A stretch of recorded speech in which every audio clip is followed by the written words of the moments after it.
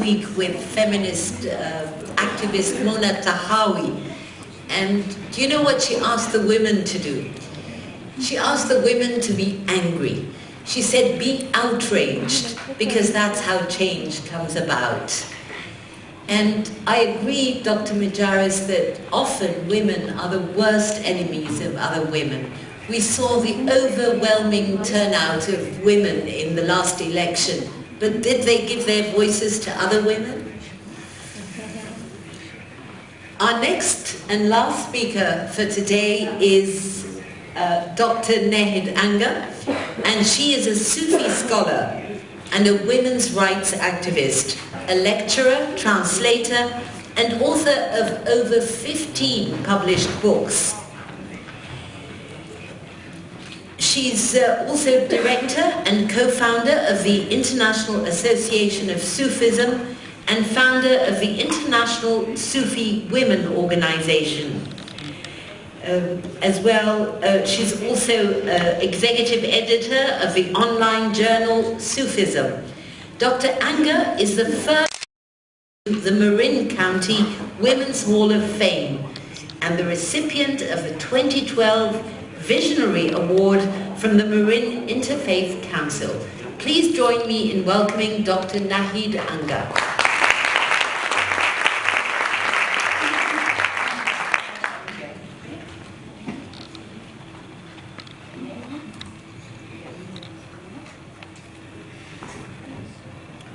In the world of human beings, nature in her wisdom and intellect has entrusted the female species with the continuation of life and granted her the potentiality to receive, hold, grow, give birth, and to care for the generations of humankind.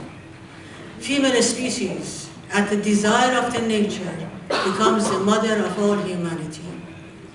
This principle engraved into the destiny of humanity is worthy of attention, because for the generations of humankind to continue life in its prosperity, health, richness, it is necessary and fundamental for the mother of all humanity to live in peace and benefits from the richness of her surroundings. We have seen in our lifetime that anything that disturbs the wisdom and the desire of the nature will end in chaos, destructions, and cause the declines of human civilizations. Good evening, ladies and gentlemen. First, I would like to thank the Library of Alexandria for their hospitality, Dr. Alia and Iman Foundation for their hard work, Dr. Maharis and all of our speakers or presenters for this beautiful evening in such a magnificent place to share our wisdom, to share our hopes and our experiences. Women have been the essential part of the mosaic of civilizations. Yet sometimes, civilizations that have benefited from women's wisdom, devotions, contributions to our social movement, social change, science, literature, education, religions, and so forth, have not always been courteous enough to acknowledge, act upon, and truly honor women's rights as women deserve. It is true that we have come a long way, made great progress in the field of social change, education, art, equality, and rights, addressing many issues that women had facing in the past and the present time, yet at the same time, women still remain the first and primary victims of war, lack of education, financial dependency, abuse, and harassment.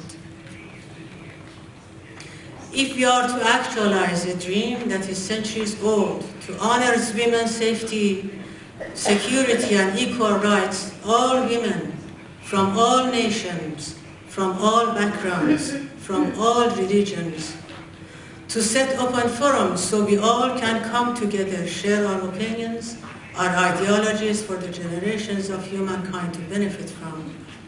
We are to identify the roots of human failings, addressing challenges and come to resolutions. Women everywhere face prejudice and cruelty. They are continuously subject to discrimination solely based on the fact that they are female. And to justify the prejudice held against women, we can blame a religion, we can blame a culture, we can blame a system, but yet these superficial making you feel better blaming will not remove the responsibility from the generations of humanity. And these blame games have not been useful to any one of us. While it is true that political leaders mislead people, superficial ideologies mislead people, media misleads people, but for a strange reason, people remain in the state of being misled. What challenges human failing in recognizing and honoring human rights is education. Finding a way to keep the door of education to all human beings, to our young and old, will help all humanity to progress forward, release itself from the hands of prejudice, and stop those who steal humanity in the name of any ideology. Education becomes such an important asset in our journey of life. Educating our women to achieve their potential, recognizing their rights, and educating our men to remain honorable and trustworthy partners for our women of all nations. I cannot talk politics because I'm not a politician, but I can talk spiritual because I'm a spiritual. The very core of human rights and equality, ethics and morality are deeply engraved in all religions. Quran reads, "We have created you from a single pair, a male and a female, and we have made you tribes and nations so you may know and learn from each other." The very core of equality, honoring diversities, educating is engraved in this verse. And that human beings have been born into nations of diversities so they may learn from each other.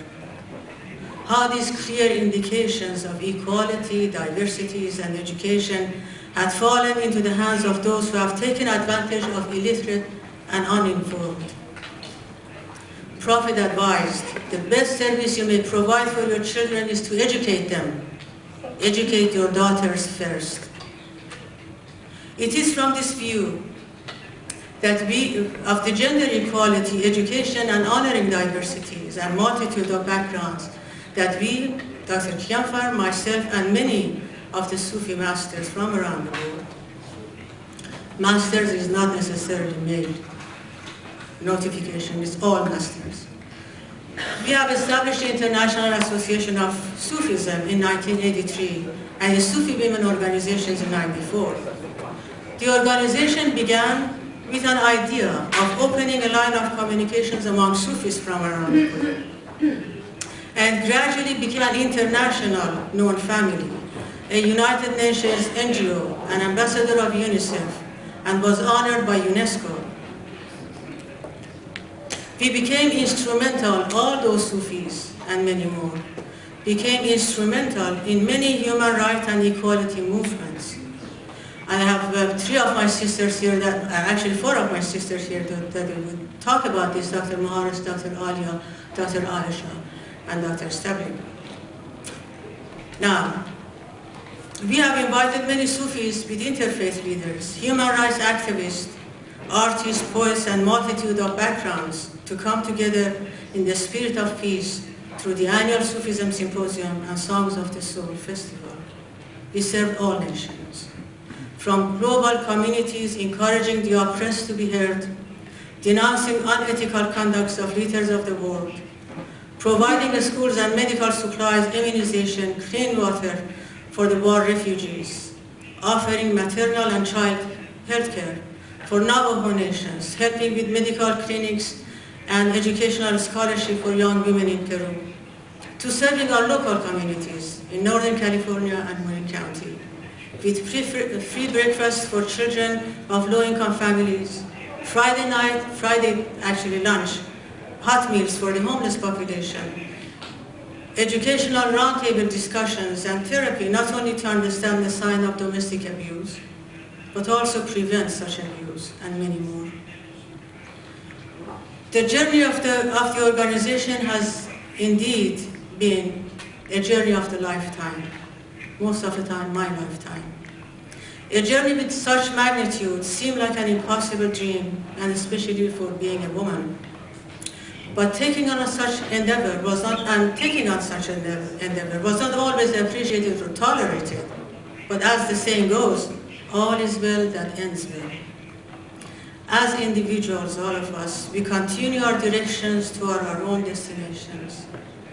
Perhaps the most valuable of our fellow travelers are those who stand for what is right, for humanity, and opposed to what is not.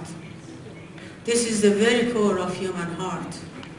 These are ones who lead civilizations to the favorable stations, whose conviction to the well-being of all humanity is strong, who honor every human rights to a peaceful life, the life that has been given to all of us equally by this magnificent universe. I would like to end with two quotations. One is from my grandmother. She always used to talk with me, and she used to say, if you are motivated to have a seat at the very center of whatever inspires you, then qualify yourself for that seat. Otherwise, you would be pushed aside. And remember, if you qualify yourself for whatever inspires you, then wherever you sit is a central seat. And the proverb from Ghana, some of my wonderful friends come from West Africa, and the proverb says, it's such an important statement. When you educate a man, you educate an individual. When you educate a woman, you educate a village. Thank you very much.